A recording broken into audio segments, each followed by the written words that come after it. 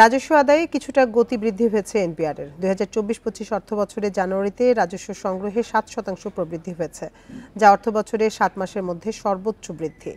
অর্থনীতি ধীরে ধীরে পুনরুদ্ধার শুরু হওয়ায় রাজস্ব সংগ্রহ ইতিবাচক হতে শুরু করেছে। সংশ্লিষ্টদের মতে জুলাই আগস্টের আন্দোলন এবং পরবর্তী রাজনৈতিক পরিস্থিতিতে ব্যবসায়িক কার্যক্রমে মন্দাভাব এসেছিল, তা ধীরে ধীরে কমে আসছে। ফলে রাজস্ব সংগ্রহে উন্নতি হয়েছে।